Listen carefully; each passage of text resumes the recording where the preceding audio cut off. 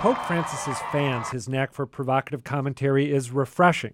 Like when he said of gay people, "Who am I to judge?"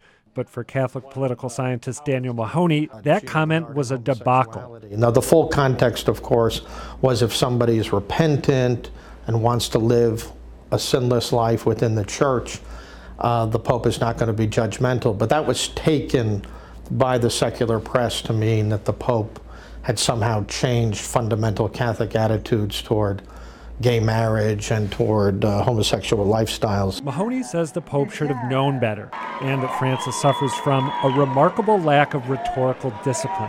Mahoney also laments Francis's shift on marriage annulments, which used to be incredibly difficult to obtain. When the Church just announced that annulments are going to be simplified as part of a 45-minute process, it certainly conveys the notion that marriage is not so indesirable. Add it all up, Mahoney says, and Francis is sowing dangerous confusion about the fundamentals of Catholic belief.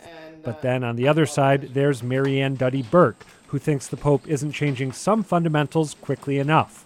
We haven't seen the kinds of policy changes needed to keep people from continuing to leave the church in vast numbers. Duddy Burke is the executive director of Dignity USA, which wants the church to be more welcoming to gay and lesbian Catholics. For that to happen, she says, Francis needs to get aggressive with church doctrine. The whole teaching that the church has that gay and lesbian people and transgendered people are disordered or inclined towards evil needs to be scrapped. I mean, that just needs to go away. Until that change happens, nothing else positive is going to really substantively happen for LGBT people and for our families.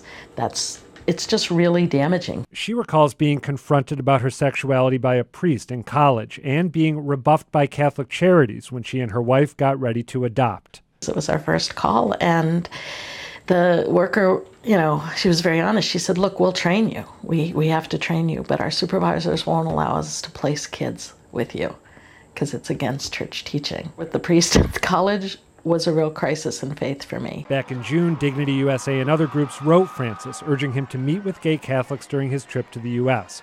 They didn't hear back. Still, Duddy Burke will be in Washington and Philadelphia, hoping to make her case in person. You just never know with Francis what the possibilities are. For Dan Mahoney, that's part of the problem. He doesn't think Francis will change church teaching on homosexuality, but he worries that next month's Vatican Conference on the Family could bring changes on issues like divorce. We don't need the Catholic Church to be a cheerleader for cultural trends that are unfolding with a certain alacrity. We need the church to be there to remind us, as our guilty conscience, that maybe our freedom or autonomy is not absolute. But maybe Francis will take a different tack, bringing his message to the world in a way that frustrates Catholics on the right and on the left. Adam Riley, WGBH News.